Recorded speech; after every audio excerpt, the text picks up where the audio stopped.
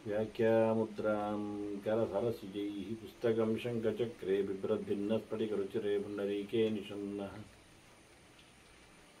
अम्लानश्रीरमृतविशदैरंशभिप्लावयन् मामाविर्भूयादनकमहिमा मानसेवागधीशः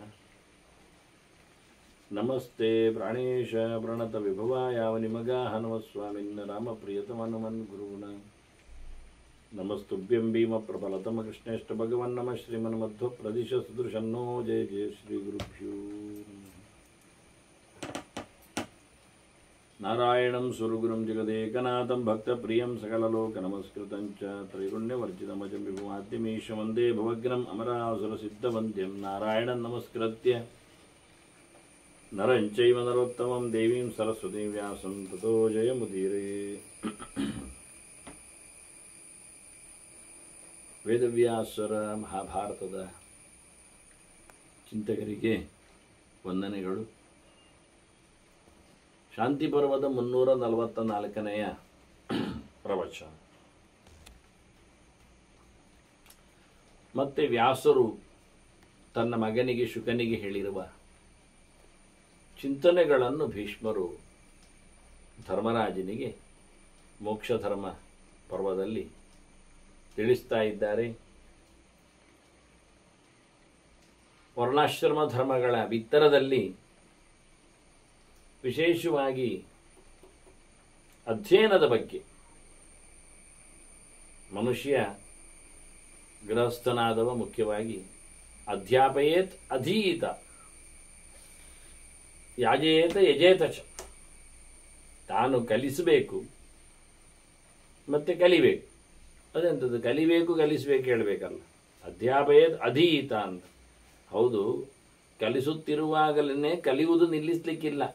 ಕಲಿಸಲಿಕ್ಕೆ ಆಯಿತು ಹೇಳಿಕೊಂಡು ಕಲಿಯುವುದು ಬಿಡುವುದಲ್ಲ.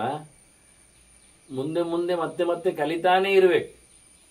ಕಲಿಸಬೇಕು ಕಲಿಬೇಕು ಕಲಿಸಬೇಕು ಕಲಿಬೇಕು. ಹಾಗೆ ಮುಂದುವರಿತಾ ಇರಲಿಕ್ಕೋಸ್ಕರ ಹೇಳಿದ್ದು, ಆಚೀಚೆ ಮಾಡಿ ಹೇಳಿದ್ದು. ಇಲ್ಲಾಂದ್ರೆ ಅಧೀತ ಅಧ್ಯಾಪಯೇತ್ ಅಂತ ಹೇಳ್ಬೋದಿತ್ತು, ಕಲಿತು ಹೇಳು ಅಂತ. ಹೇಳು ಅಂತ ಹೇಳಿದಾಗ ಕಲಿತಿರ್ಲೇಬೇಕೆನ್ನುವುದು ಖಾತ್ರಿ. ಕಲಿಯದು ಹೇಳಲಿಕ್ಕೆ ಆಗುವುದಿಲ್ಲ ಅಂತ ಹೇಳಲಿಕ್ಕೆ ಬರ್ತದೆ.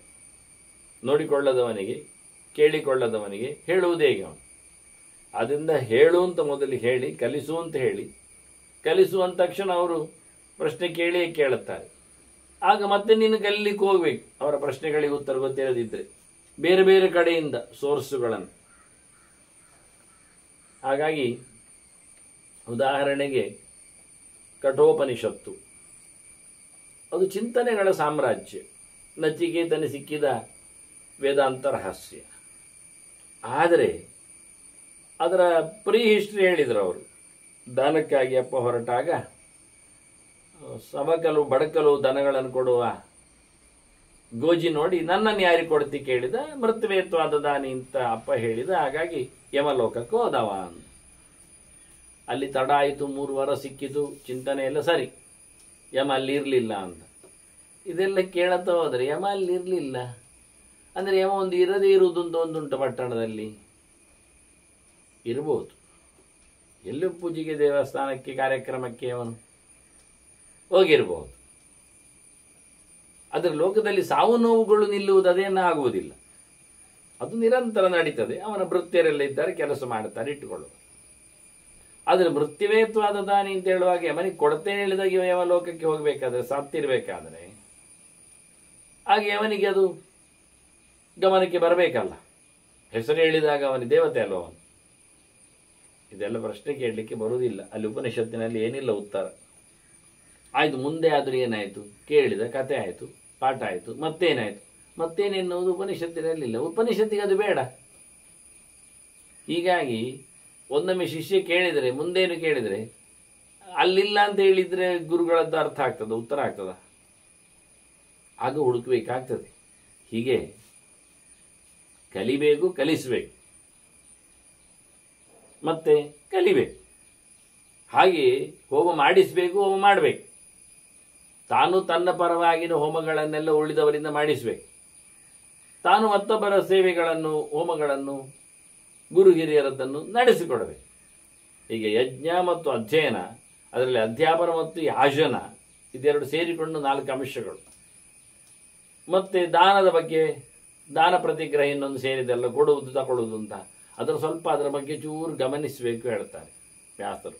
ನ ವ್ರತ ಪ್ರತಿಗ್ರಹಣೀಯ, ಸುಮ್ಮನೆ ತಗೊಳ್ಬಾರ್ದು. ದಾನವನ್ನು ಹೀಗೆ ಕೊಡ್ತಾ ಇದ್ದೇನೆ, ಹಾಗೆ ಕೊಡುವುದು ಬೇಡ. ಉದ್ದೇಶ ಇಂಥ ಉದ್ದೇಶಕ್ಕೆ ಕೊಡ್ತಾ ಇದ್ದೇನೆ, ಸರಿ ನೀವು ಕೊಡ್ತಾ ಇದ್ದೀರಿ, ನನಗದು ಬೇಕಲ್ಲ. ಹಾಗಾಗಿ ಬಾಣಾಲೆ ದಾನ ಕೊಡ್ತೇನೆ ಹೇಳಿದ ತಕ್ಷಣ ನಾವು ಕೈ ಹಿಡಿಯುವುದಲ್ಲಿ ಇದು ಬರಲಿ ಒಂದು ಬಾಣಾಲೆ ಅಲ್ವಾ, ನಿಮಗೆ ಬಾಣಾಲೆ ಉಪಯೋಗಕ್ಕೆ ಬರ್ತದ ಉಂಟಾ? ಮನೆಯಲ್ಲಿ ಅಂತ 4-5 ಹಾಗೆ ಬದಿಯಲ್ಲಿ ಉಂಟಲ್ಲ.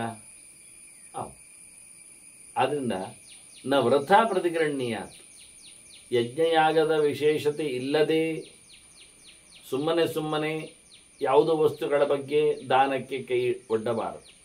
ತನ್ನಲ್ಲಿದ್ದಾಗ ಬೇಡದಿದ್ದರೆ ಅದನ್ನು ಪಡೆಯುವಂತಿಲ್ಲ. ಸುಮಾರು ಬಟ್ಟೆಗಳಾಯ್ತು, ಇನ್ನು ಬಟ್ಟೆ ದಾನ ತಗೊಳ್ತಾನೆ ಅಂದರೆ ಎಲ್ಲ ಗೆದ್ದಲು ಹಿಡಿದು ಹಾಳಾಗಿ ಹೋಗ್ತದೆ ಅಂತಾದರೆ ಬೇಡ ಹೇಳು, ಇನ್ಯಾರಿಗಾದರೂ ಅನುಕೂಲ ಆಗ್ತದೆ ಬೇಕಾದವರಿಗೆ. ಅಷ್ಟೇ ಅಲ್ಲದೆ ನಚ ದದ್ಯಾತ್ ಕಥಂಚನ, ಇನ್ನೊಂದು ದಾನದಲ್ಲಿ ತಾನು ಕೊಡುವುದು ಉಂಟಲ್ಲ, ಪಡೆಯುವುದರ ಬಗ್ಗೆ ಆಯಿತು, ಕೊಡುವುದರ ಬಗ್ಗೆ ಹೌದು, ಸುಮ್ಮನೆ ಕೊಡಬಾರ್ದು ಅಂತಾರೆ. ನಚ ದದ್ಯಾತ್ ವ್ರತ, ಸುಮ್ಮನೆ ಕೊಡುವುದು. ಯಾಕೆ ಅಂತ ಇಲ್ಲ, ಯಾರಿಗೆ ಅಂತ ಇಲ್ಲ, ಎಷ್ಟು ಅಂತ ಇಲ್ಲ, ಏನು ಅಂತ ಇಲ್ಲ, ದೊಡ್ಡ ಮರ್ಜಿ ಅಂತ, ಅದೆಲ್ಲ ಆಗಬಾರ್ದು. ಅಯೋಗ್ಯರ ಕೈಗೆ ಹೋಗ್ತದೆ, ಹಾಳಾಗ್ತದೆ. ಅದನ್ನು ಕೊಡುವಾಗಲೂ ಯೋಚನೆ ಮಾಡು, ಪಡೆಯುವಾಗಲೂ ಯೋಚನೆ ಮಾಡು ಅಂತ. ಮತ್ತು ಇನ್ನೂ ಒಂದು ಅಂಶ, ವಿಶೇಷವಾಗಿ ದುಡ್ಡಿನ ವಿನಿಯೋಗದ ಬಗ್ಗೆ ವ್ಯಾಸರು ಅಪೂರ್ವವಾದಂಥ ಒಂದು ಮಾತು ಹೇಳ್ತಾರೆ. ಯಾಜ್ಯತಃ ಶಿಷ್ಯತೋವಾಪಿ ಕನ್ಯಾಯಾವ ಧರಂ ಮಹತ್ ಯದಾ ಗಚ್ಚೇತ್ ಯದಿ ಆಗಚ್ಚೇತ್ ಯಜೇತ್ ದದ್ಯಾತ್ ನೈಕಹಾಷ್ಣೀಯಾತ್ ಕಥಂಚ. ಒಂದೊಮ್ಮೆ ಯಾವುದೋ ಒಂದು ಯಾರದ್ದೋ ಕಾರ್ಯಕ್ರಮವನ್ನು ಮಾಡಿಸಿದ ಯಜ್ಞಯಾಗಗಳನ್ನು, ಅಲ್ಲಿಂದ ಹೇರಳವಾದ ಸಂಪತ್ತು ಅವನಿಗೆ ಬಂತು. ಅನೇಕ ಪಾತ್ರ ಪದಾರ್ಥಗಳು, ಅಕ್ಕಿ ತೆಂಗಿನಕಾಯಿಗಳು, ಮೂಟೆಗಟ್ಟಲೆ ರಾಶಿಗಟ್ಟಲೆ ಬರ್ತದೆ. ಕೆಲವೊಮ್ಮೆ ಈ ಬ್ರಹ್ಮಕಲಶ ಪ್ರತಿಷ್ಠೆ ಉತ್ಸವ ಹೇಳಿದಾಗ ರಾಶಿಗಟ್ಟಲೆ ಅಕ್ಕಿ ತೆಂಗಿನಕಾಯಿ ಎಲ್ಲ ಪೌರೋಹಿತ್ಯ ಪ್ರಕರಣದಲ್ಲಿ ಬರ್ತದೆ. ಬಂತು, ಯಜ್ಞದಿಂದ ಬಂತು. ಅಥವಾ ಕೆಲವರು ಪಾಠ ಮಾಡಿದ್ದಕ್ಕೆ ಶಿಷ್ಯರು ಒಮ್ಮೆಲೆ ಏಕಕಾಲದಲ್ಲಿ ದೊಡ್ಡ ಮಟ್ಟಿನ ಶಿಷ್ಯರಾದರೆ ಬೇಕಾದಷ್ಟು ಏನು ಬೇಕಾದ್ರೂ ಕೊಟ್ಟಾರು, ತಂದು ಹಾಕ್ಯಾರು, ಕೇಳದಿದ್ರು. ಹಾಗೆ ಶಿಷ್ಯರಿಂದ ಎಲ್ಲಿ ಆದರೂ ಬಂತು. ರಾಜರೇ ಕೆಲವೊಮ್ಮೆ ಶಿಷ್ಯರಾಗಿರ್ತಾರೆ ಆ ಬಳಿಕ. ಅಥವಾ ಕನ್ಯಾಯಾವ ಧನಂ ಮಾತು, ಹೆಣ್ಣಿನ ಕಡೆಯಿಂದ ದುಡ್ಡು ಬಂತು. ಮದುವೆ ಆಗುವಾಗ ಅವರು ವರದಕ್ಷಿಣೆ ಅಂತ ತಗೊಳ್ಳಿಕ್ಕಿಲ್ಲ ಅಲ್ಲ ವಿಷಯ, ಅವರು ಇಷ್ಟದಲ್ಲಿ ಕೊಟ್ಟರು ಹೆಣ್ಣಿಗೆ ಆಗುವಾಗ.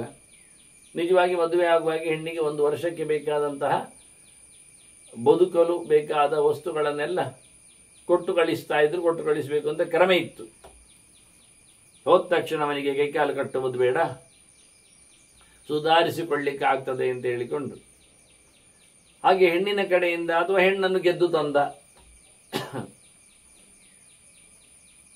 ಬ್ರಾಹ್ಮಣನಿಗೇನು ಪ್ರತಿಜ್ಞೆಯಲ್ಲಿ ಪೂರೈಸಿಕೊಂಡು ತರಬಾರದು ಅಂತ ಏನಾಗಲಿಲ್ಲಲ್ಲ. ಅರ್ಜುನ ಬ್ರಾಹ್ಮಣ ವೇಷದಲ್ಲಿ ಸ್ವಯಂವರ ಮಂಟಪದಲ್ಲಿ ಪ್ರತಿಜ್ಞೆಯನ್ನು ಪೂರ್ಣ ಮಾಡಿಕೊಂಡು ದ್ರೌಪದಿಯನ್ನು ಪಡೆದದಲ್ಲ. ಹಾಗೆ ಇಂಥ ಸಂದರ್ಭಗಳು ಬರಬಾರದು ಅಂತ ಇಲ್ಲ. ಅನೇಕ ಪ್ರಕಾರದ ಮದುವೆಗಳಿರಲಿಕ್ಕೆ ಹೋಗಿ ಕೆಟ್ಟದಾಗಿರತಕ್ಕ ನೆಲೆಯಲ್ಲಿ ಮಾತ್ರ ಮದುವೆ ಆಗಲಿಕ್ಕಿಲ್ಲ. ರಾಕ್ಷಸ ಪೈಶಾಚಿಗಳಿಗಷ್ಟೇ ವಿರೋಧ. ಹೀಗಾಗಿ ಕನ್ಯಾಶುಲ್ಕ, ಕನ್ಯೆಗೆ ಕೊಟ್ಟದ್ದಲ್ಲ, ಕನ್ಯೆಯಿಂದ ಬಂದ ದುಡ್ಡು. ಕೆಲವು ಮದುವೆಗಳಲ್ಲಿ ಕನ್ಯೆಗೆ ದುಡ್ಡು ಕೊಟ್ಟು ತಗೊಳ್ಳಿಕ್ಕೆಲ್ಲ ಉಂಟು, ಅದು ಒಂದು ಬಗೆಯ ವಿವಾಹ. ಹೌದು, ದನದ ಜೋಡಿಯನ್ನು ಕೊಟ್ಟು ತಗೊಳ್ಳಿಕ್ಕೆ ಇರ್ತದೆ. ಅದನ್ನು ಒಂದೊಮ್ಮೆ ಕನ್ಯಾ ಕಡೆಯಿಂದ, ಹೆಣ್ಣಿನ ಕಡೆಯಿಂದ, ಮತ್ತೆ ಒಬ್ಬಳೇ ರಾಜಕುಮಾರಿ ಅಥವಾ ಒಬ್ಬಳೇ ಮಗಳು ಮದುವೆಗೆ ಅಂದರೆ ಉಳಿದ ಸಂಪತ್ತೆಲ್ಲ ಅತ್ತೆ ಮಾವ ಅಂದ್ರೆ ಯಾರಿಗೆ ಕೊಡ್ಲಿಕ್ಕೆ? ಅಳಿಯನಿಗೆ ಕೊಡ್ಲಿಕ್ಕೆ. ಅದನ್ನ ಅಂಥದ್ದೆಲ್ಲ ಸಂಬಂಧ ಬಂದರೆ ಏನು ಮಾಡಬೇಕು ಹೇಳಿದ್ರು, ಭಾರಿ ದೊಡ್ಡ ಮಟ್ಟಿನಲ್ಲಿ, ಸಣ್ಣದಲ್ಲ, ತುಂಬ ದೊಡ್ಡ ಮಟ್ಟಿನಲ್ಲಿ ಸಂಪತ್ತುಗಳು ಬಂದರೆ ಅದನ್ನು ಅವ ವಿನಿಯೋಗ ಮಾಡುವುದು 2 ರೀತಿಯಲ್ಲಿ. ಒಂದು, ಯಜ್ಞಯಾಗ ಮಾಡಬೇಕವ. ಸಂಪತ್ತು ಬಂದದ್ದಕ್ಕೆ ಯಜ್ಞಯಾಗ ಮಾಡಿ ಅದನ್ನು ಬಟವಾಡಿ ಮಾಡಿ ಖಾಲಿ ಮಾಡಲಿಕ್ಕೆ. ಯಜ್ಞದಿಂದಲೇ ಬಂದದ್ದಲ್ಲ, ಯಜ್ಞಕ್ಕೆ ಕಳಿಸು. ಶಿಷ್ಯರಿಂದ ಬಂದದ್ದ, ಅದನ್ನು ದೇವರ ಪೂಜೆ ಅಂತ ಹೇಳಿಕೊಂಡು ಯಜ್ಞದಲ್ಲಿ ವಿನಿಯೋಗಿಸು.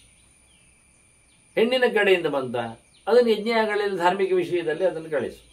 ಇಲ್ಲ, ಹಂಚು, ಎಲ್ಲರಿಗೂ ಕೊಡು.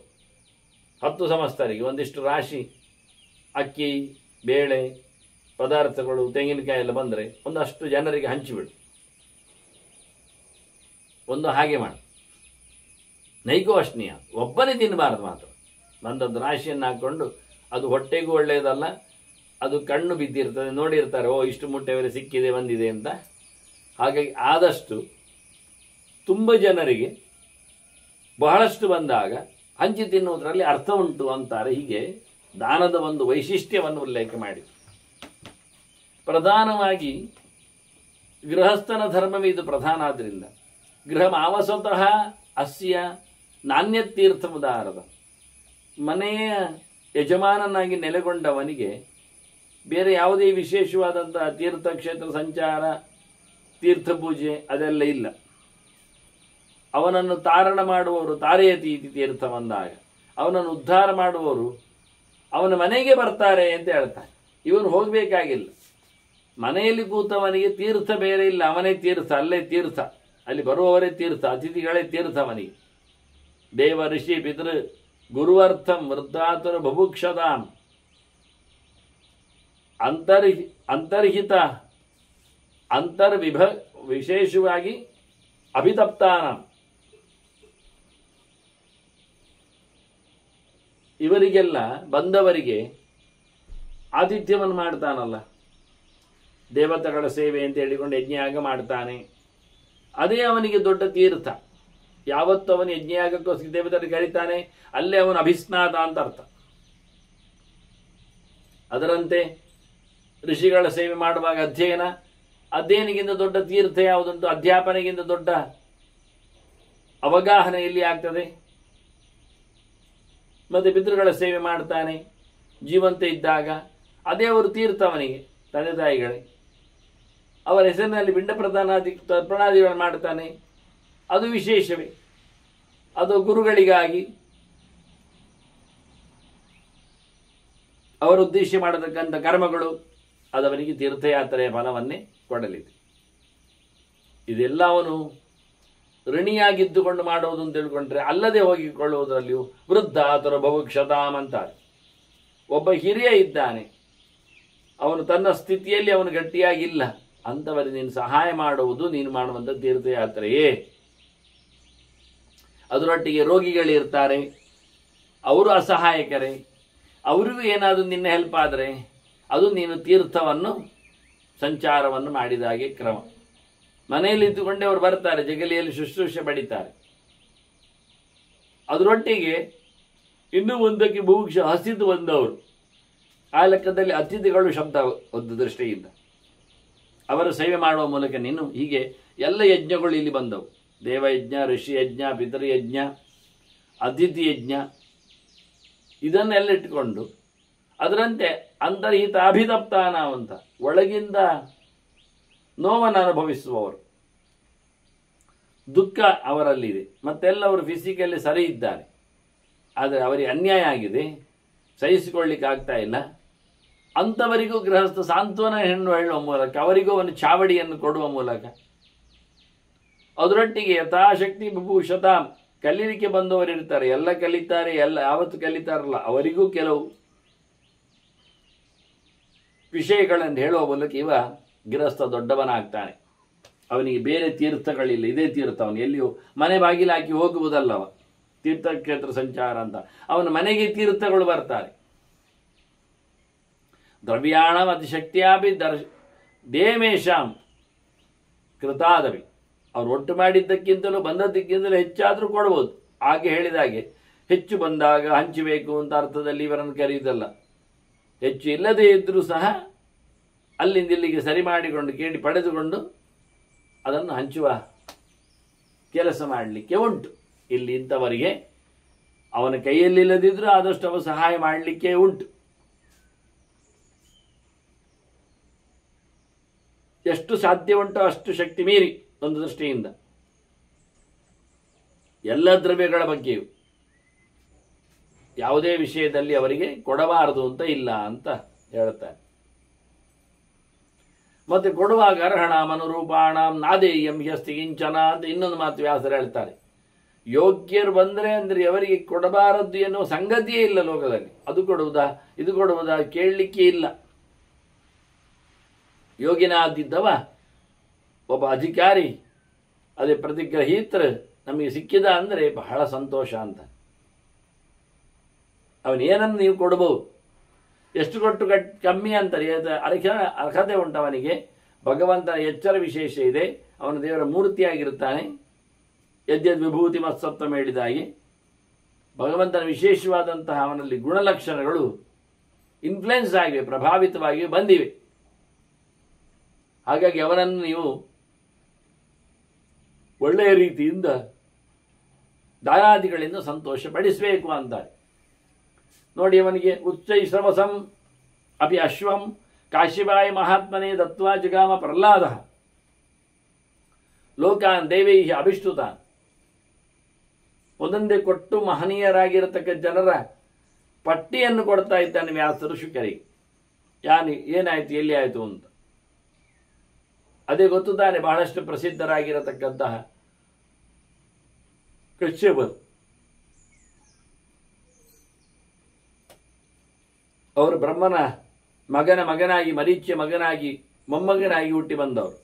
ಇಡೀ ಜಗತ್ತನ್ನು ಬೆಳಗಿಸಿದವರು ಅನೇಕ ಜಾತಗಳಲ್ಲಿ. ಅಂತಹ ಮಹಾಮಹಿಮನಾಗಿರತಕ್ಕಂತಹ ಕಾಶ್ಯಪನಿಗೆ ಪ್ರಹ್ಲಾದ ತನ್ನ ಒಡೆತನದಲ್ಲಿ ಆಗ ಸ್ವರ್ಗ ಇದ್ದಾಗ ಅವನಿಗೆ ಉಚ್ಚೈಶ್ರವಸ್ಸು ಕುದುರೆಯನ್ನೇ ದಾನ ಮಾಡುತ್ತಾನೆ. ಸ್ವರ್ಗದ ಒಡೆಯನಾಗಿ ನೆಲೆಗೊಂಡ ಪ್ರಹ್ಲಾದ ತನ್ನ ಒಡೆತನಕ್ಕೆ ಒಳಪಡುವ ಆನೆಯನ್ನು ಬಹಳ ಚಂದವಾದ ಹಾರ ಎಲ್ಲ ಹಾಕಿಕೊಂಡ ಹುಡುಗಿಯರ ಜೊತೆಯಲ್ಲಿ ಕೊಡ್ತಾನೆ. ಇದೊಂದು ವಿಶೇಷವಾದಂತಹ ದಾನ ಅಂತಾನೆ. ಅವನ ಅಧಿಕಾರದಲ್ಲಿ ಬಂದಾಗ, ಪ್ರಹ್ಲಾದ ಒಮ್ಮೆ ಆದಾಗ ಅಂತ. ಅಷ್ಟೇ ಅಲ್ಲದೆ ಉಳಿದವರನ್ನೆಲ್ಲ ಚಿಂತನೆಗೆ ತರ್ತಾರೆ ವ್ಯಾಸರು. ಅನನೀಯ ತಥಾ ಕಾವ್ಯ ಸತ್ಯಸಂಧ ಬಹವ್ರತಃ ಸ್ವೈಹಿ ಪ್ರಾಣೈಹಿ ಬ್ರಾಹ್ಮಣ ಪ್ರಾಣಾನ್ ಪರಿತ್ರಾಯ ದಿವಂಗತ. ಶುಕ್ರಾಚಾರ್ಯರ ಕಥೆ ಗೊತ್ತಾ? ಹೇಳ್ತಾರೆ ವ್ಯಾಸರು. ಅವರು ಸತ್ಯನಿಷ್ಠುರರು, ವಾಸ್ತವವಾಗಿ ಮಹಾವ್ರತಶಾಲಿಗಳು. ಕೊನೆಗೆ ಈ ದೇವಯಾನಿಯ ಸಂದರ್ಭದಲ್ಲಿ ಆ ಕಚ ಗುರುಪುತ್ರ ಅವ ಶುಕ್ರಾಚಾರ್ಯರಲ್ಲಿ ಮೃತ ಸಂಜೀವಿನಿ ವಿದ್ಯೆಯನ್ನು ಕಲೀಲಿಕ್ಕೆ ಬಂದವನು. ಅವನನ್ನೇ ಸುಟ್ಟು ಅವರಿಗೆ ಅಪೇಯದೊಳಗೆ ಸೇರಿಸಿ ಕುಡಿಸಿಬಿಟ್ಟಿದ್ದಾರೆ ದೈತ್ಯರು. ಶುಕ್ರಾಚಾರ್ಯ ಹೊಟ್ಟೆ ಒಳಗೆ ಕಚ ಕೂತಿದ್ದಾನೆ. ಹಿಂದೆ ಬಂದಿದೆ ಆದಿಪರ್ವದಲ್ಲಿ ಕಥೆ ಇದು.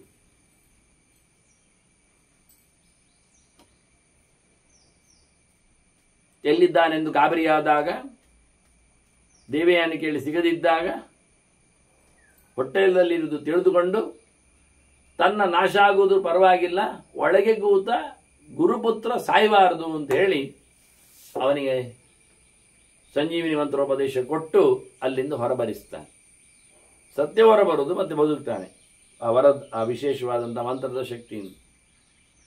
ಹೀಗೆ ಭೃಗು ಋಷಿಗಳು, ಮುಖ್ಯವಾಗಿ ಭೃಗು ಋಷಿಗಳ ವಂಶದಲ್ಲಿ ಬಂದಿರತಕ್ಕ ಶುಕ್ರಾಚಾರ್ಯರು, ಭಾರ್ಗವರು, ಅವರು ತಮ್ಮ ಪ್ರಾಣವನ್ನೇ ಒತ್ತೆಯಾಗಿಟ್ಟುಕೊಂಡು ಮತ್ತೆ ಹೇಳ್ತಾರೆ, ಹೊರಗೆ ಬಂದಾಗ ಕಚನಲ್ಲಿ ಹೊರಗೆ ಬರಿಸುವ ಮುಂಚೆ ಹೇಳ್ತಾರೆ, ನಿನ್ನನ್ನು ನಾನು ಬದುಕಿಸ್ತೇನೆ, ಹೊರಗೆ ತರಿಸ್ತೇನೆ, ಮಂತ್ರವಿದ್ಯೆಯನ್ನು ಹೇಳಿಕೊಡುತ್ತೇನೆ, ಆದರೆ ನಾನು ಸಾಯ್ತೇನಲ್ಲ ಮತ್ತೆ ಹೊಟ್ಟೆ ಒಡೆದಾಗ ಎಲ್ಲ, ಅದರಿಂದ ನನ್ನನ್ನು ಮತ್ತೆ ಬದುಕಿಸಿ ಬಿಡು ಮಂತ್ರದ ಆಧಾನದಲ್ಲಿ ಅಂತ. ಹಾಗೆ ಅಷ್ಟು ಮಾಡಿಕೊಂಡಿದ್ದಾನೆ. ಹೀಗೆ ಕಚನ ಪ್ರಾಣವನ್ನು ಉಳಿಸುವಲ್ಲಿ ಶುಕ್ರರ ಪಾತ್ರ ದೊಡ್ಡದಿತ್ತು ಅಂತಾರೆ. ಅದರಂತೆ ರಂತಿದೇವಶ್ಚ ಸಾಂಕೃತ್ಯ ವಶಿಷ್ಠಾಯ ಮಹಾತ್ಮನೆ ಅಪಹ ಪ್ರದಾಯ ಶೀತೋಷ್ಣಾ ನಾಗಪೃಷ್ಠೇ ಮಹೀಯತೆ. ಇವನು ಸ್ವರ್ಗಕ್ಕೆ ಹೋದವನಿದ್ದಾನೆ ರಂತಿದೇವ. ಅವನು ಸಾಂಕೃತ್ಯ ಇದ್ದಾನೆ. ಅವನು ವಶಿಷ್ಠರಿಗೆ ಬಿಸಿ ನೀರು ಕೊಟ್ಟಿದ್ದಾನೆ, ತಣ್ಣೀರು ಬಿಸಿನೀರು.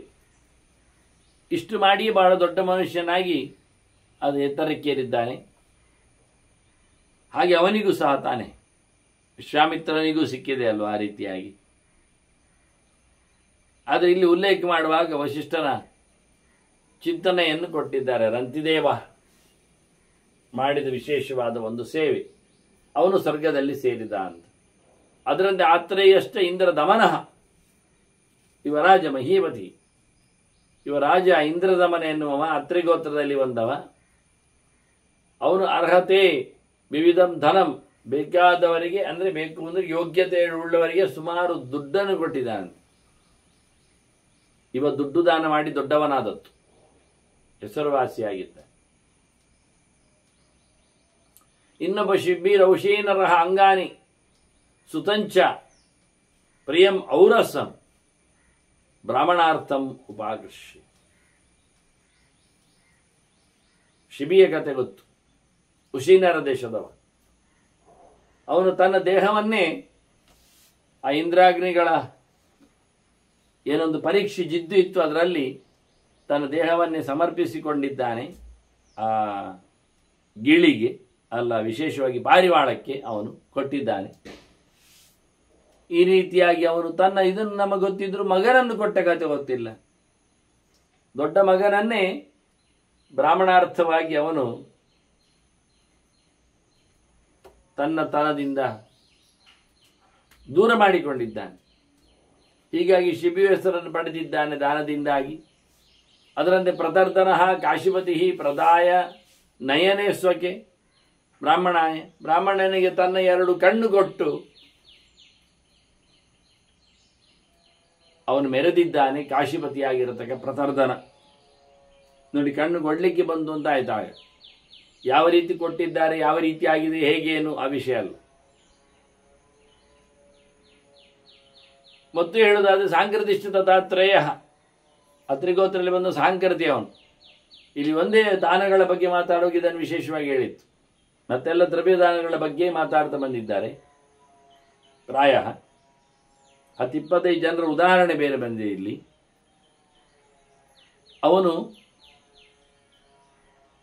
ಮುಖ್ಯವಾಗಿ ಭಗವತ್ ತತ್ವವನ್ನು ಉಪದೇಶ ಮಾಡಿದ್ದಾನೆ, ಪಾಠ ಮಾಡಿದ್ದಾನೆ. ಇದು ದೊಡ್ಡ ದಾನ ಅಂತ ಹೇಳಿಬಿಟ್ಟು ದಾನದಲ್ಲಿ ಇದನ್ನು ಸೇರಿಸಿಕೊಂಡು ಕೊಡ್ತಾ ಇರೋದು ಯಾವುದು ಅಂತ ಹೇಳುವಲ್ಲಿ ಇದು ಒಂದು ಹೆಸರು ಬಂತು. ಮುಖ್ಯವಾಗಿ ಅವನು ಯಾರು? ಅತ್ರಿಗೋತ್ರದ ಸಾಂಕೃತಿ ಅನ್ನುವ. ಸಾಂಕೃತಿ ಅಂದರೆ ಸಮ್ ಅಂದರೆ ಪೂರ್ಣನಾದ ಭಗವಂತ, ಅವನ ವಿಷಯದಲ್ಲಿ ಕೆಲಸ ಮಾಡಿದವ ಅಂತ ಅರ್ಥ. ತುಂಬ ಮಾಡಿದ್ದಕ್ಕೆ ದೀರ್ಘ ವ್ಯವಸ್ಥೆ ಎಲ್ಲ ಬಂದದ್ದು ವಸ್ತುಗಳ ವಿಷಯದಲ್ಲಿ. ಇಲ್ಲಿ ಒಂದೇ ದಾನದ ವಿಷಯದಲ್ಲಿ ಇದೊಂದು ಹೈಲೈಟ್ ಮಾಡಿದ್ದಾರೆ ಅವರು. ವಾಸ್ತವವಾಗಿ ಸಾಂಕೃತಿ ಶಾಸ್ತ್ರೇಯ ಶಿಷ್ಯೇಭ್ಯ ಬ್ರಹ್ಮ ನಿರ್ಗುಣಂ ಉಪಾದಿಶ್ಯ, ದೇವರು ಪ್ರಾಕೃತವಾದ ಗುಣಗಳಿಂದ ತುಂಬಿಲ್ಲ, ಅವನು ಹೇಗೆ ನಿರ್ಗುಣ ಅನ್ನೋದರ ಬಗ್ಗೆ, ಅವನ ನಿರ್ಗುಣ ವಿಷಯದ ಬಗ್ಗೆ, ನಿರ್ಗುಣ ಧರ್ಮತ್ವದ ಬಗ್ಗೆ ಅವನು ಹೇಳಿಕೊಟ್ಟದ್ದಕ್ಕೆ ಬಹಳ ದೊಡ್ಡ ಮಟ್ಟಿನ ಸ್ಥಾನಮಾನವನ್ನು ಅವ ಪಡೆದಿದ್ದಾನೆ ಅಂತ ಉಲ್ಲೇಖ ಮಾಡುತ್ತೆ. ಅದರಂತೆ ಭಗದೊಬ್ಬ ಕೊಟ್ಟಿರತಕ್ಕಂತಹ ವಿಶೇಷವಾದಂತಹ ಚಿಂತನೆಯನ್ನು ಉಲ್ಲೇಖ ಮಾಡುತ್ತಾನೆ. ದಿವ್ಯಂ ಅಷ್ಟಶಲಾಕಂತು ಸೌವರ್ಣಂ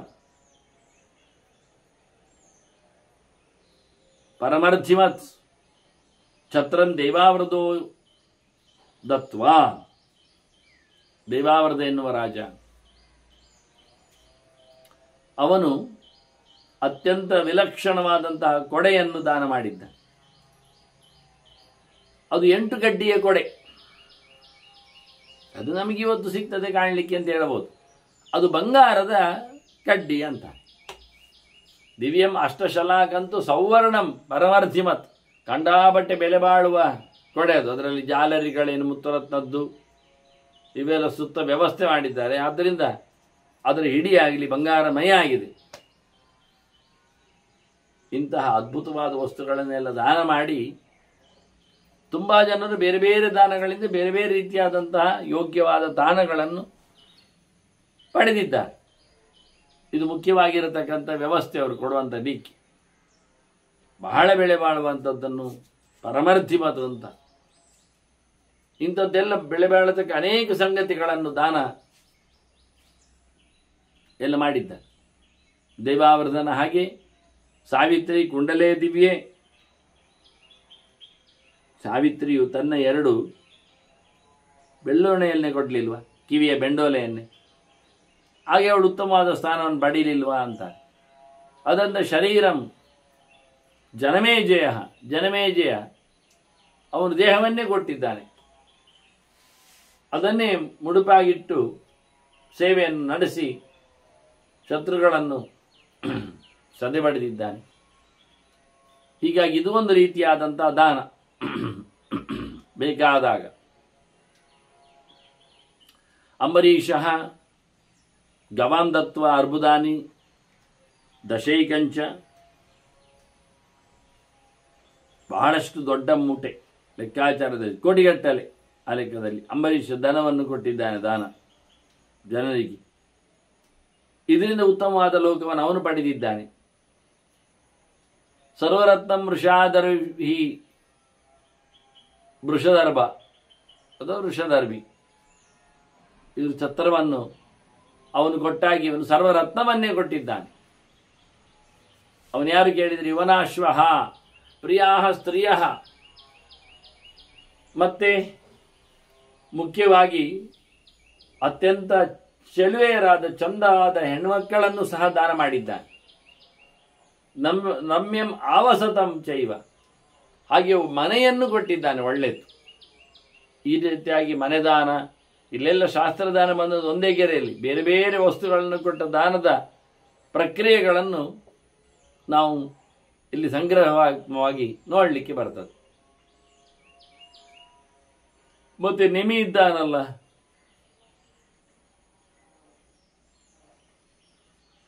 ಮಿಥಿಲೆಯವ ಮೊದಲನವ, ಅವನು ಸಹ ನಿಮೀಚ ರಾಷ್ಟ್ರಂ ವೈದೇಹವು, ಅವನು ತನ್ನ ದೇಹವನ್ನು ವೈದೇಹಿ ಅಂದರೆ ಪಟ್ಟಣವನ್ನೇ ರಾಷ್ಟ್ರವನ್ನೇ ಅದನ್ನು ದಾನಕ್ಕೆ ಇಟ್ಟಿದ್ದಾನೆ, ಆತ್ಮಸಾತ್ ಮಾಡಿದ್ದಾನೆ. ಮುಖ್ಯವಾಗಿ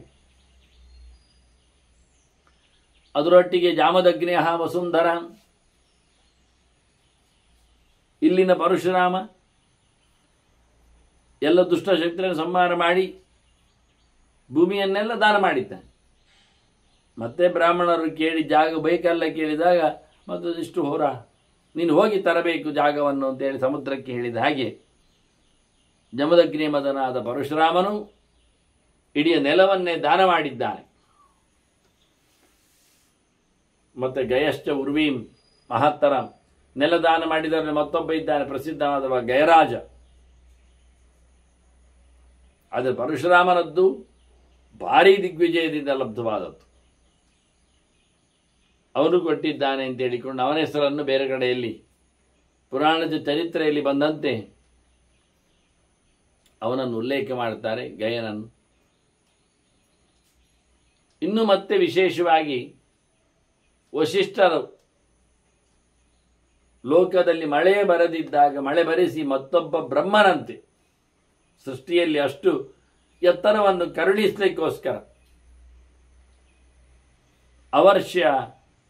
ಅವರ್ಷದ ಪರ್ಜನ್ಯ ಅಂತ ಮಳೆ ಬರಲಿಲ್ಲ, ಇದನ್ನು ನೋಡಿದರು, ಅದಕ್ಕೋಸ್ಕರ ಲೋಕಕ್ಕೆ ಮಳೆ ಸುರಿಸಿತು. ಇದು ಒಂದು ದಾನದ ಪ್ರಕ್ರಿಯೆಯಲ್ಲಿ ಸೇರ್ತದೆ. ಪರೋಪಕಾರದ ಕಥೆಯಲ್ಲಿ ಎಲ್ಲವೂ ಕೊಟ್ಟೆ ವಸ್ತುಗಳ ಮೂಲಕ ಆಗಬೇಕಾಗಿಲ್ಲ. ಅಂದ ಇವ ಮಳೆ ಬಾರಸದಿದ್ದಾಗ ಅವರ್ಷದ ಪರ್ಜನ್ಯ ವಸಿಷ್ಠ ಜೀವಯಾಮಾಸ ಪ್ರಜಾಪತಿರಿವ ಪ್ರಜಾ, ಲೋಕದ ಜನರನ್ನು ರಾಜ ನೋಡಿಕೊಳ್ಳುವ ಹಾಗೆ ವಶಿಷ್ಠರು ನೋಡಿಕೊಂಡಿದ್ದಾರೆ. ಆ ಶಾಲಗ್ರಾಮಗಳಿಗೆ ವಿಶೇಷವಾದ ಸೇವೆಯನ್ನು ನಡೆಸುವ ಮೂಲಕ ಉತ್ತಮವಾದ ನೀರನ್ನು ಕಲ್ಪಿಸಿಕೊಂಡು ಜನರನ್ನು ಊರಿನಲ್ಲಿ ಕ್ಷಾಮ ಬಂದಾಗ ಬೆಳೆಸಿ ನಿಂತಿದ್ದಾರೆ ಅಂತಾರೆ. ಇದು ಒಂದು ಸಾಮಾಜಿಕವಾದ ದಾನವನ್ನು, ಸಾಮೂಹಿಕವಾದ ದಾನವನ್ನು ದಾನ ಅಂತ ಕಲ್ಪಿಸಲಿಕ್ಕೆ, ಅರ್ಥ ಮಾಡಿಕೊಳ್ಳಿಕ್ಕೆ ಬರ್ತದೆ ಎನ್ನುವುದಕ್ಕೆ ಆಯಾಮಗಳನ್ನು ಹೇಳಿತು. ಮತ್ತೆ ಕರಂದಮನ ಕತೆ, ಕರಂದಮಸ್ಯ ಪುತ್ರಸ್ತು ಮರುತ್ತಃ ನೃಪತಿಸ್ತತ ಕನ್ಯಾಮ ಅಂಗಿರಸೇ ದತ್ವ, ಅವನು ಅಂಗಿರಸದ ಮನೆಗೆ ಕೇಳಿದ್ದಕ್ಕೆ ತನ್ನ ಮಗಳನ್ನೇ ಕೊಟ್ಟಲಿಲ್ವಾ ಮರುತ್ತ. ಹೀಗೆ ಅವನು ದಾನದಿಂದ ಉತ್ತಮ ಸ್ಥಾನವನ್ನು, ಪ್ರತಿಯೊಂದು ಕಡೆಯಲ್ಲಿ ಉತ್ತಮ ಸ್ಥಾನವನ್ನು ಪಡೆದದ್ದನ್ನು, ಸ್ವರ್ಗಕ್ಕೆ ಏರಿದ್ದನ್ನೆಲ್ಲ, ಸುಖವನ್ನು ಅನುಭವಿಸಿದ್ದನ್ನೆಲ್ಲ ತಿಳಿಸಿಕೊಡ್ತಾ ಇದ್ದಾರೆ. ಆದರೆ ಯಾರನ್ನೆಲ್ಲ ಅಂತ ಹೇಳಿಕೊಳ್ಳುವ ಪಟ್ಟಿಯಲ್ಲಿ 25 ಜನರದ್ದು ಸೂಕ್ಷ್ಮವಾಗಿ ಸ್ಪಷ್ಟವಾಗಿ ನಮಗೆ ಅರ್ಥ ಆಗಲಿಕ್ಕೆ ನೋಡಲಿಕ್ಕೆ ಬರುವ ಹಾಗೆ ಅದನ್ನು ನಾವು ಕಾಣಬಹುದಲ್ಲಿ. ಈ ರೀತಿಯಾಗಿ ರಾಜರುಗಳು ಮುಖ್ಯವಾಗಿ ಬ್ರಾಹ್ಮಣಾರ್ಥಕ್ಕಾಗಿ ಮಾಡಿರತಕ್ಕಂತಹ ತ್ಯಾಗಗಳು, ದಾನಗಳು. ಇನ್ನೊಬ್ಬ ಬ್ರಹ್ಮದತ್ತಶ್ಚ ಪಾಂಚಾಲ್ಯ, ಅವನು ನಿಧಿಂ ಶಂಖಂ, ಶಂಖನಿಧಿ ಅಂದರೆ ಭಾರಿ ದೊಡ್ಡ ಮಟ್ಟಿನ ಸಂಪತ್ತು, ಅದನ್ನು ಇಡ್ತಾ ಇದ್ದಾನೆ ಬ್ರಹ್ಮದತ್ತ, ಪಂಚಾಲದಲ್ಲಿ ಇದ್ದವ. ಹಾಗೆ ಒಂದೇ ಅಲ್ಲ, ಶಂಖನಿಧಿಯನ್ನು ಸಹ ಅವನು ಸಮರ್ಪಿಸಿದ್ದಾನೆ ಆ ಲೆಕ್ಕದಲ್ಲಿ. ಹೀಗೆ ರಾಜ ಮಿತ್ರಸಹಶ್ಚಾಪಿ, ಮತ್ತೊಬ್ಬ ರಾಜ ಇದ್ದಾನೆ ಮಿತ್ರಸಹ ಅನ್ನುವಮ. ಅವನು ವಸಿಷ್ಠಾಯ ಮಹಾತ್ಮನೇ ಮದಯಂತೀಂ ಪ್ರಿಯಾಂ ದತ್ವ, ತನ್ನ ಮಗಳು ಮದಯಂತಿದ್ದಾಳೆ, ವಸಿಷ್ಠರಿಗೆ ಅತ್ಯಂತ ಪ್ರಿಯರು ಅಂತೇಳಿ ಅವರ ಕೈಗೆ ಕೊಟ್ಟಿದ್ದಾನೆ, ಸಮರ್ಪಣೆ ಮಾಡಿದ್ದಾನೆ. ಹೀಗೆ ಗುರುಗಳ ಸೇವೆಯಲ್ಲಿಯೂ ನೆಲೆಗೊಂಡಂತೆ ಎಲ್ಲ ಪದಾರ್ಥಗಳ ದಾನವನ್ನು ಸಹ ಚಿಂತನೆ ಮಾಡಲಿಕ್ಕೆ ಬರುವಂತೆ ದಾನದ ಪ್ರಕ್ರಿಯೆಯಲ್ಲಿ ಒಂದೇ ಕಡೆಯಲ್ಲಿ ಎಲ್ಲರ ನೆನಪನ್ನು, ಹಳೆಯವರನ್ನು ವೇದವ್ಯಾಸರು ಬೇರೆ ಬೇರೆ ನಿಯಮಲ್ಲಿ ಒಬ್ಬೊಬ್ಬ ಒಂದು ರೀತಿಯಿಂದ, ಇಲ್ಲಿ ಮದಯಂತಿಯನ್ನು ಕೊಟ್ಟದ್ದೇ ವಸಿಷ್ಠರಿಗೆ ಅಲ್ಲಿಂದ ಬಂದಿರತಕ್ಕಂತಹ ಸಂಪತ್ತು ಅಂತಾನೆ ಒಂದು ದೃಷ್ಟಿಯಿಂದ. ಮಿತ್ರಸಹನ ಕಥೆಯಲ್ಲಿ ಬಂದ ಹಾಗೆ ಮತ್ತೊಬ್ಬ ಇಂಥದ್ದು ಅನೇಕ ರಾಜರಲ್ಲಿ ಕೊಟ್ಟಿರುವಂತಹ ಕೆಲಸಗಳನ್ನೆಲ್ಲ ಉಲ್ಲೇಖ ಮಾಡ್ತಾರೆ. ಸಹಸ್ರಜಿಚ್ಚ ರಾಜರ್ಷಿ ಪ್ರಾಣಾನ್ ಇಷ್ಟಾನ್, ಯುದ್ಧಕ್ಕಾಗಿ ತನ್ನ ಪ್ರಾಣಗಳನ್ನೇ ಕಳ್ಕೊಂಡಿದ್ದಾನೆ. ಅದು ಹೇಗೆ ಬ್ರಾಹ್ಮಣಾರ್ಥಿ, ಬ್ರಾಹ್ಮಣನ ವಿಷಯದಲ್ಲಿ ಆದದ್ದು.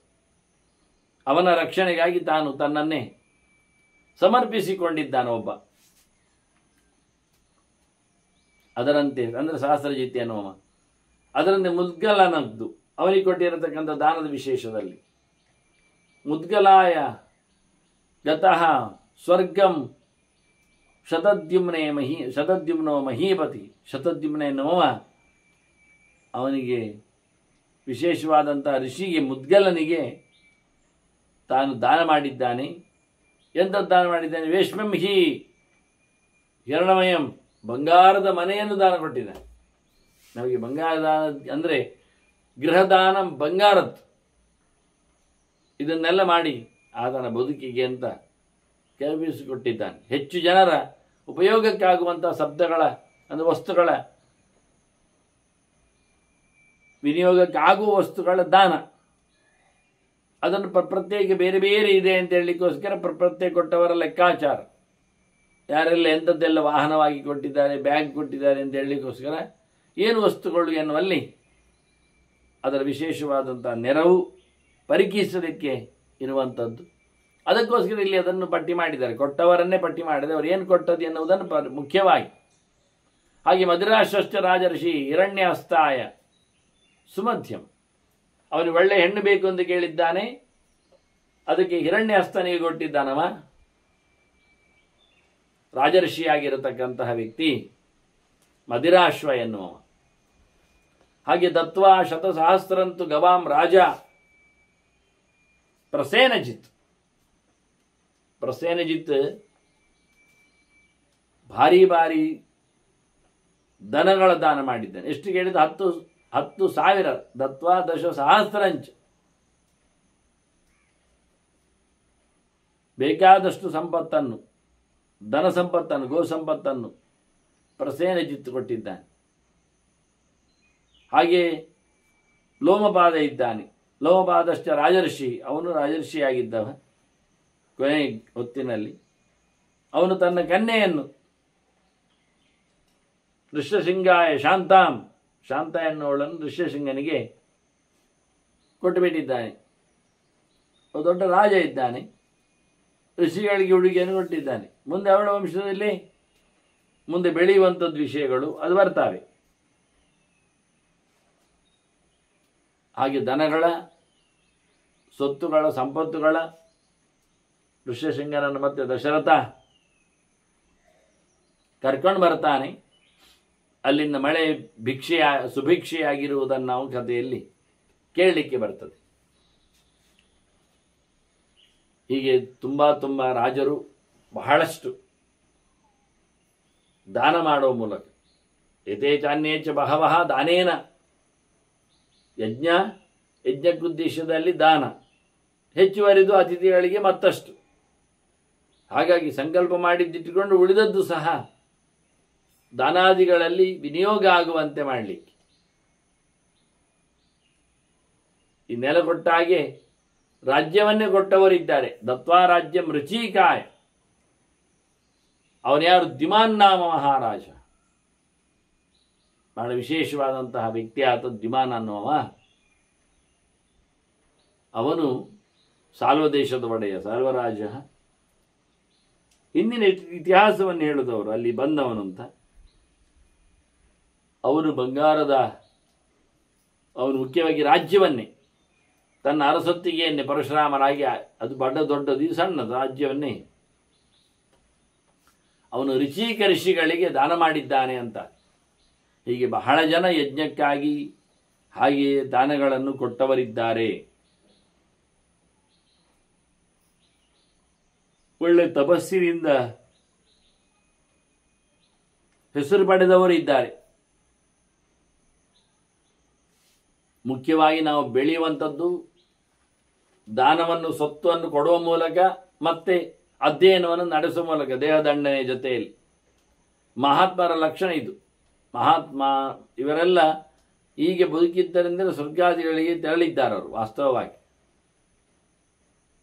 ಅಂತಹ ಅತ್ಯಂತ ಎತ್ತರದ ವ್ಯಕ್ತಿಗಳಾಗಿ ಬೆಳೆದವರವರು ಒಂದು ದೃಷ್ಟಿಯಿಂದ. ಅವರೆಲ್ಲ ಈ ನೆಲದ ದೊಡ್ಡ ವ್ಯಕ್ತಿಗಳು. ಮಹಾತ್ಮಾನಃ ವ್ಯತಃ ಸ್ವರ್ಗಂ ಶಿಷ್ಟಾತ್ಮಾನಃ ಜಿತೇಂದ್ರಿಯ, ಒಳ್ಳೆ ಶಾಸ್ತ್ರ ಹೇಳಿದ ಆಚಾರವನ್ನು ಚಾತು ತಪ್ಪದೆ ಮಾಡುವವರಾಗಿದ್ದುಕೊಂಡು ಅದಕ್ಕಾಗಿ ಇಂದ್ರಿಯ ಭೋಗಗಳ ಲಾಲಸೆಗಳನ್ನೆಲ್ಲ ಬದಿಗೆ ಒತ್ತಿ ಸೋಮಾರಿತನದಿಂದ ದೂರ ಆಗಿ ಅವರು ದೇವರ ಸೇವೆ ಅನ್ನೋ ನೆಲೆಯಲ್ಲಿ ನಡೆಸಿಕೊಡ್ತಾ ಇದ್ದಾರೆ. ಇಷ್ಟೆಲ್ಲ ಎತ್ತರದ ವೈಭವಗಳು ದಾನದ ಚಿಂತನೆಯಲ್ಲಿದೆ. ಕೊಡುವ ವಿಷಯದಲ್ಲಿ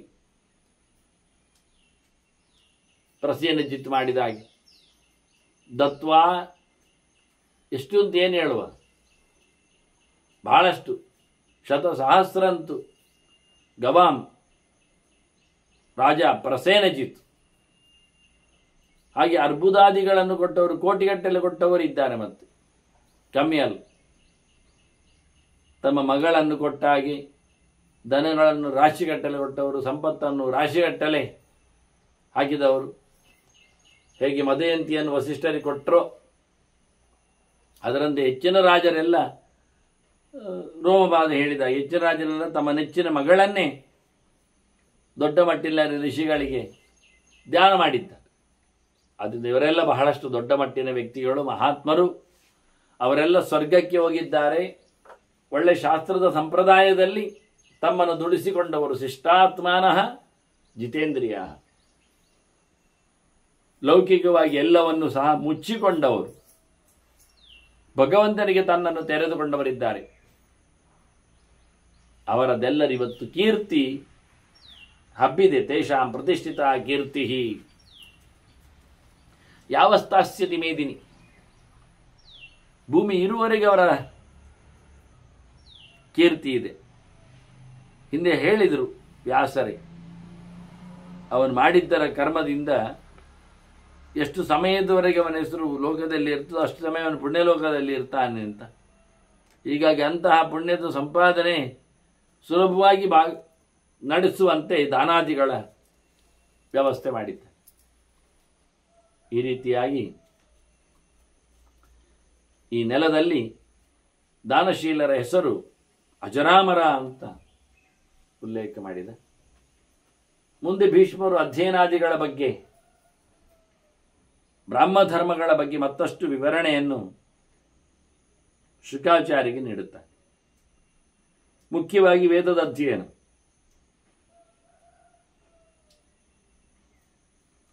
ಎಲ್ಲ ವೇದಗಳ ಅಧ್ಯಯನ. ಯಾಕಾಗಿ?